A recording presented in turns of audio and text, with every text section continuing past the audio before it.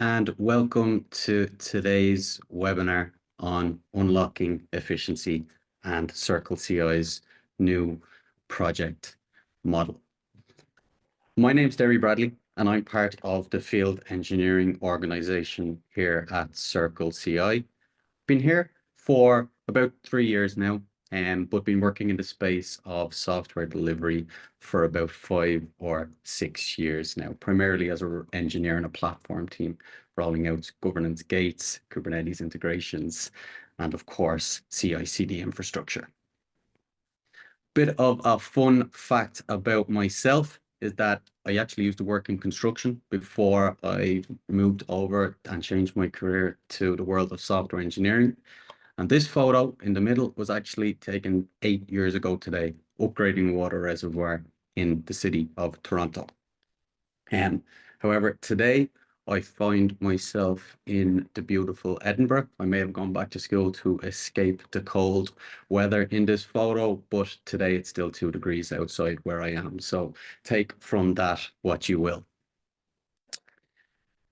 Today, however, we're here to talk about CircleCI's new project model, and I'm super excited to introduce you all to this functionality. Let's move this window out of my way for a second. So yes, very excited to introduce you all to this new functionality around CircleCI's new project model. We'll have a quick overview of what that means.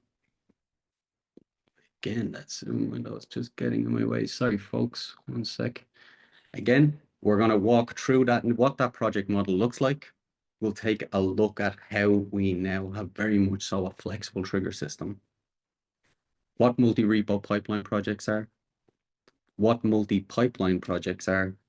We'll take a look at some of the key use cases that this enables. I'm super excited to get into these. I'm sure there's a lot of use cases that some of you on the call are already thinking of. And more importantly, probably at the end, I'm going to show you how you can enable this project via a GitHub app. Spoiler alert, no problem if you are using the OAuth application today. We can just install the GitHub app alongside that OAuth app. So we're introducing the new project model, but first we're going to take a step back. Why did we do this? Okay, well, it was to really solve pain points and based on a lot of feedback that we heard from some of you on the call today. Rigid systems were holding platform teams back. Historically, CircleCI tied everything to one repository. This basically equaled to one project, one configuration file, and one pipeline, which for the vast majority of the times was triggered via a push event. Now, there was some flexibility in there that you could trigger builds on CircleCI through the API or through the UI. But the vast majority of builds that you folks would have been triggering came from that push event. And that limited flexibility and made things harder to scale. Now, with the new project model, you can, what a CircleCI project basically equals to is that you can link a CircleCI project to multiple repos for code, configuration, and triggers. Okay, you can define multiple pipelines with separate config files for different tasks, and you can gain flexibility with more events, VCS and non-VCS related events. What this is all about is flexibility, better automation, optimized cost, and faster workflows. First off, I want to jump into that flexible trigger system, which lets you run CI/CD tasks on specific events and conditions to only validate what matters to you.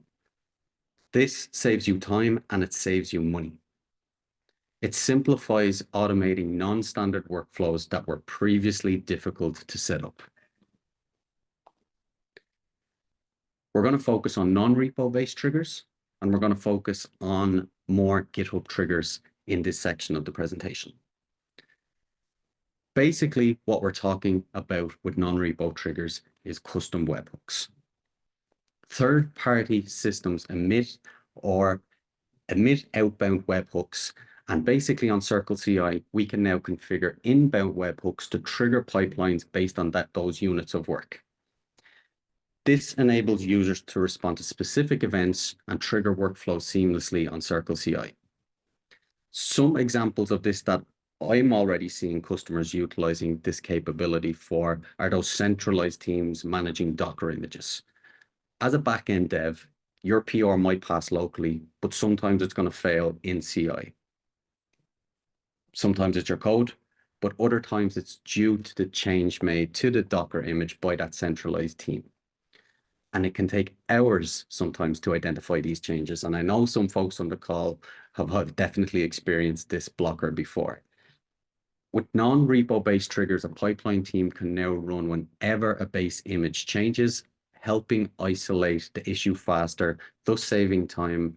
And we all know engineering time is money. Other examples include maybe changes that can come from the CRM, or maybe it's a tool like Datadog, your data analysis tool.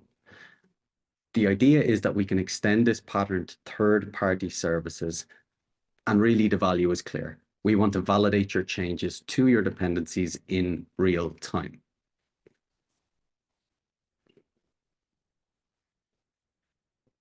Now, I want to move on to what is coming to the platform literally in the next couple of weeks.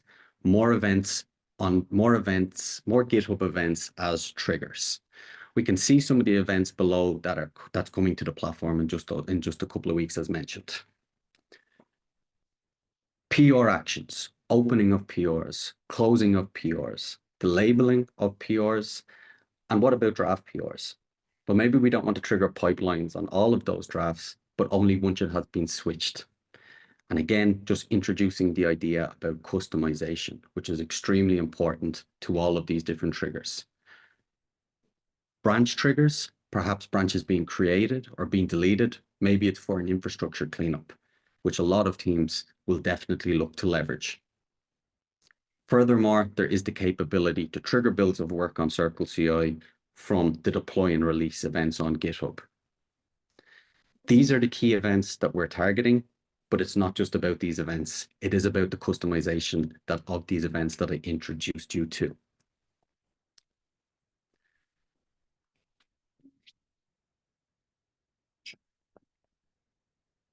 Moving on to multi-pipeline projects on CircleCI. And what does this mean?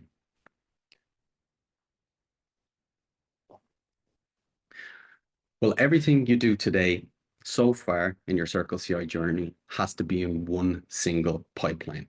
And this can lead to extremely large and brittle configuration files that are difficult to read, review, and edit. They often include workflows that have nothing to do with one another. However, now you can define multiple individual pipelines, each defined within their own YAML file. This lets you break your config files into more manageable chunks of work, and it makes it easier and, more importantly, safer to edit your config files, allowing you to manage and optimize that work more efficiently. I'm sure you're thinking of a lot of use cases already in your configs where this might be useful. But basically, it's particularly useful for splitting out automations that are unrelated to the classic build, test, and deploy pipeline. By having different pipelines, then you can just trigger them from the UI by picking the one that you want to run from the dropdown. And let's take a look at what that looks like right now. We can see here that I have, just want to make sure that I'm sharing the correct screen. Sorry, folks. 1 second.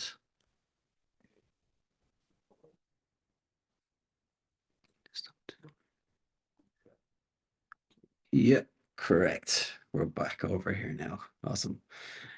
So what you can see here is that basically I am in my multi-pipeline project on CircleCI repository. And what this has is a .circleci folder with 3 pipelines in it. We have a build and test pipeline, we have a cleanup pipeline, and we have a deploy pipeline, each in their respective configuration.yaml files. Jumping back over to this project on CircleCI, I want to set up a trigger for a couple of these pipelines. I want to set up a couple of these pipelines on CircleCI. Jumping into project settings, we will then go to pipelines. Now, just as a heads up here, you will already see a pipeline and a trigger configured in here if you're leveraging the OAuth application. And that's there from the initial setup of the project on CircleCI when we injected the webhook into GitHub. But we can ignore that for now. We'll take a look at how we can clean that up in just a bit. We're going to add a pipeline. I've already installed the GitHub app. Don't worry, I'm going to show you very shortly how you can do so. But for the purpose of showing you the multi-pipeline project, let's call this a cleanup pipeline. The configuration source. So where does that CircleCI config live? It lives in the repository multi-pipeline project. And the config path, if I remember, was .circleci config .circleci, and we call that configuration cleanup.yaml. Cleanup.yaml. And now we also want to configure the checkout source. This will make a little bit more sense when we're looking at multi-repo projects. However, for the purpose of this demo, we're just going to keep that checkout source as the multi-pipeline project repository. Let's hit save. We're going to add another pipeline. We're going to call this our deploy pipeline. Again, the configuration source is the multi-pipeline project. .circleci deploy.yaml. Yep. And again, the build asset is that multi-pipeline project. We'll hit save. Jump back to the CircleCI UI. And we want to trigger one of those pipelines. And we can see the 2 pipelines that we just configured. Let's trigger the cleanup pipeline. It's going to be on the main branch. And the checkout source is also going to be on the main branch. You will also be able to add parameters to customize what you want to add in some sort of kind of dynamic configuration under the hood if you need to trigger that, if you need to enable that, I should say. We will run that cleanup pipeline. We can see that that is executed with a single workflow and a single job called cleanup, and that should correspond to the config that we see in here, a single workflow and a single job.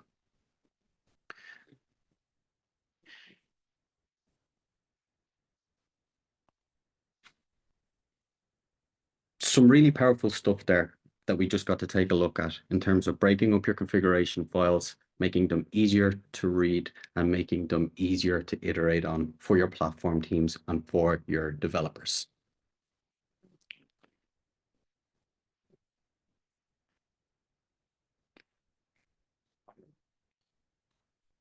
Moving along, I want to speak about multi-repo projects and cross-repo triggers. And I'm really excited to get to speak about this now because it's going to enable a lot of different use cases for those platform teams that want to centrally manage configuration and abstract away a lot of the work from developers. A lot of use cases that we're going to see here, and super excited because a lot of organizations and engineers have asked for this functionality. I really believe that it's going to change the way that a lot of software architects are basically building out their software delivery systems, because before, specific constraints might have been put on them from the CI system. This is going to open up a lot of doors. And what are we talking about here? Basically how events in one repository can trigger builds on one or many other repositories. With multi-repo projects, you can have config that lives separately from where your code lives. The new multi-repo project lets you define for each pipeline where the config file lives, where the code to check out lives, and also from what repository the pipeline should be triggered. I'm going to say that one more time. So the multi-repo project lets you define for each pipeline where the config lives, where the code to check out lives, and from what repository the pipeline should be triggered. These three things can be in the same repository or completely different repositories. And this lets you create any validation system that you need. If you have work that is spread across many repositories, and most of those repositories have a relationship with one another, you can express to CircleCI that there should be a relationship between those to say, hey, when I make a push or whatever trigger happens to project or repo A, let's run additional stuff in repo B. And what does that open up in terms of use cases? I mentioned this already, and we're going to dive into this in the demo in just a few minutes, but centralized configuration management. So instead of having to maintain individual configs for every project, you can maintain a single config for as many projects as needed if they share the same workflows. This is particularly useful for teams that have many microservices which all use the same languages. It's also particularly useful for platform teams that want to basically abstract away the need for developers to interact with CI configuration. Because let's be honest, developers do not want to interact with CI configuration or CI tooling most of the time. They want to focus on delivering value to their customers by working on their application. And this functionality allows platform teams to completely enable those use cases. It means no more duplication, and it means devs focusing on what matters to them. The second use case I want to talk about is that shared testing suite.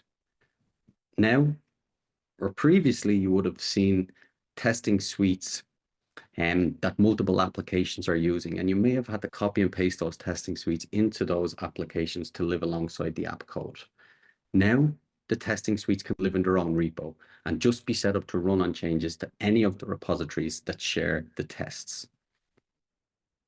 Now, there was ways to do this before through the API, but it did have a number of limitations, and this new method is just much easier to use. Basically, just set up your testing suites once, no copy and pasting, and ensure that your tests run whenever any of the involved repositories change.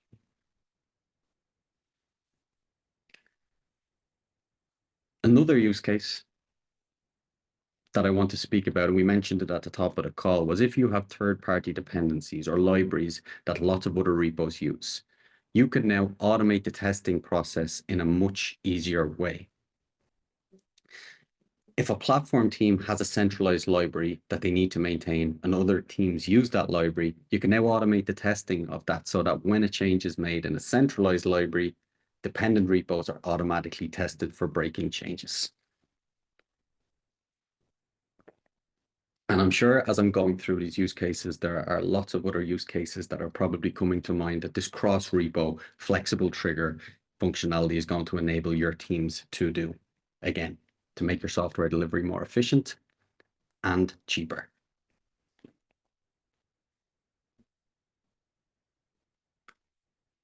Let's speak about how we can enable this functionality.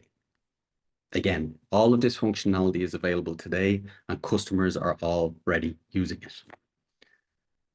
CircleCI's integration with GitHub has evolved. We previously used the GitHub OAuth app, which a lot of you folks will be using today, but the new functionality is built into the GitHub app integration. Good news, however, if you're using the OAuth app, you can still take advantage of these features. All you need to do is install the CircleCI GitHub app, and we'll take a look at how we can do that now. Again, first thing to do is install the GitHub app, and secondly, we just want to basically specify which repos to grant permissions to. we recommend selecting all the repos for convenience, as adding repos later will just mean you need to reconfigure the GitHub app. All of these steps are also, I'm going to walk through it now, but all of these steps are detailed in our documentation. And again, just to highlight, the GitHub app and the OAuth app can live and exist side by side in your CircleCI organization. Now, you will have noticed for the initial multi-pipeline kind of walkthrough that we looked at a few moments ago, I needed the GitHub app for that. So I'm going to install the GitHub app just to show you how we can reinstall it.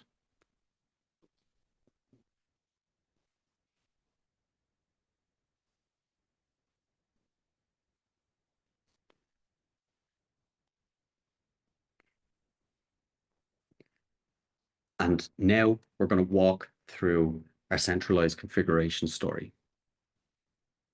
But there's a lot of use cases. We spoke to a lot of use cases as to what we can do here with multi-repo projects, centralized configuration management, governance gates, where a DevSecOps team need to own, maintain, and hydrate their own DevSecOps governance gates pipeline that every application must go through before it goes out to production.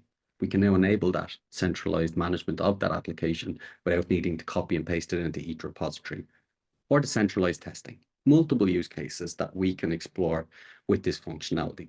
We're going to focus on centralized config management. And in this centralized config repository, I want you to imagine that this is a pipeline, this is a platform team's repository where they have standardized how Golang, how Node.js, and how Python applications are built. This second repository is going to be my CircleCI, is basically going to be my application code repository. There's no code in it now. There's also, what you'll notice, no CircleCI configuration on the main branch. But how can a trigger to this application on this branch utilize the configuration that is in this centralized template location that the platform team is basically managing, and it's owned, maintained, hydrated by that platform team, with best practices, etc., involved, of course, in building out those configs. So let's take a look at how we can trigger this application, but pull one of these configs. Jumping over to my CircleCI app again, I'm going to go to project settings. I'm going to go to pipelines. Again, you'll notice that there is already a trigger, or there's already a pipeline and a trigger set up due to the initial setup of this project through the OAuth wizard. I'm going to add a pipeline. I'm going to choose GitHub app. And what you'll notice is that it's not authorized in. That's because I just deleted it, if you'll remember. So let's connect. I want to choose the organization that I want to install the GitHub app on. And I'm going to give it access to all of the repositories as mentioned earlier. Otherwise, you'll just have to keep reconfiguring it every time you add new projects.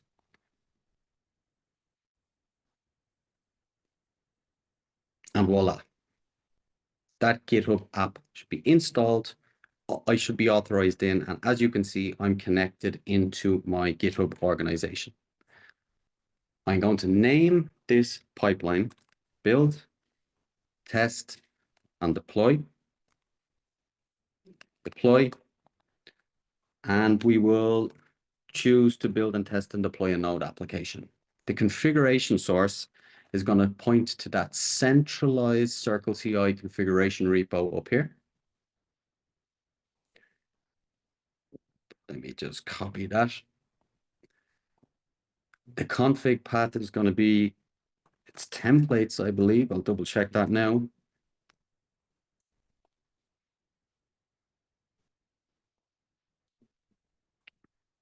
And the build asset. So what is a build asset? Here we're talking about the application code, the checkout source. What application code do I want to check out? And we said that we were going to do that on the Node front-end app.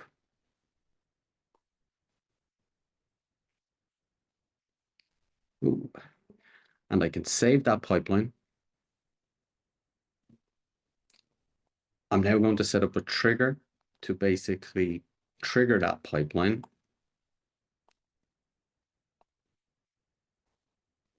Trigger name. We'll just do a simple push for this demo. Push to the repository that the push happens is that node front-end app.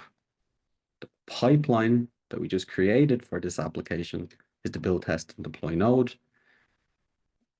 And our config branch is the branch of the centralized CircleCI config repository that we want to fetch our config file from. Let's double check that that's on main. We can see that it is.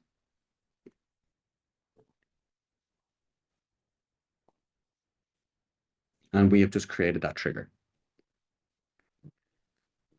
Let's trigger that pipeline from my terminal. We will allow an empty commit. Trigger build with centralized config.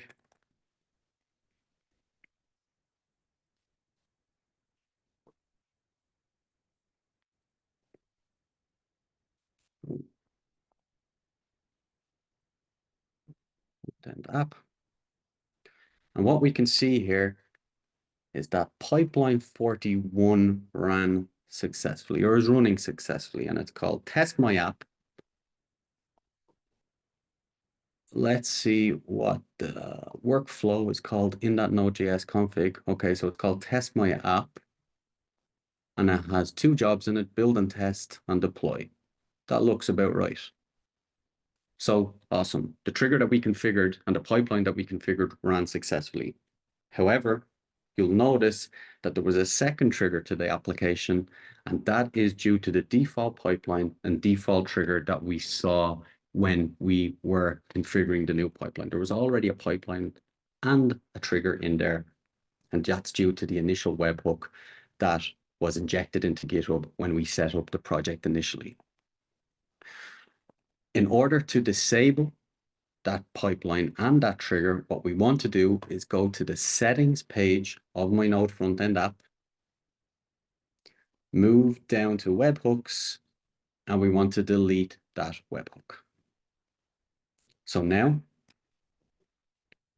when I jump over to my terminal and I trigger another build, trigger build with centralized CircleCI config only this time,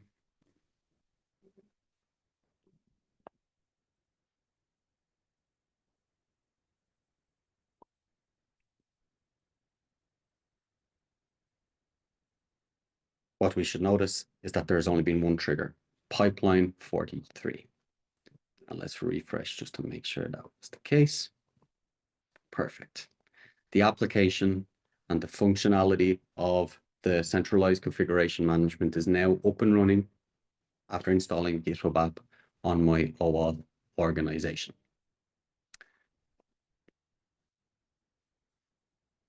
By no longer forcing a one-to-one relationship between repos and projects, we're making it possible to build robust, specific CI/CD workflows. Leveraging this functionality, teams can unlock greater flexibility, scalability, and efficiency in their CI/CD workflows. We explored the value of these use cases around multi-repo projects, including centralized configuration management, centralized testing, and governance gates pipelines. We then focused in on that centralized config management use case and showed you how you can get up and running by installing the GitHub app alongside your OAuth application. On the left-hand side here, you can see some of my contact information. And on the right, you see a screenshot of the blog that explores how you can unlock a lot of this multi-repo project functionality in both the standalone organization, but also in the organization, also in your OAuth organization. There's a video in this blog also. If you don't want to watch all of this recording again, that will show you very quickly how to get up and running, but it's also mapped out for you step by step. And we'll be sure to pass this along and pass along in the follow-up after the webinar.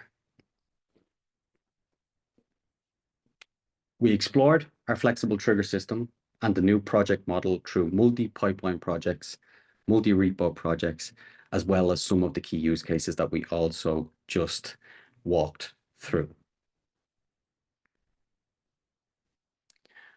We're sure that this framework is going to empower your teams to move faster and build with confidence on CircleCI. On behalf of CircleCI, I want to thank you for your attendance today, and we look forward to helping you reshape the world that we live in through the software that you are building. Thank you very much.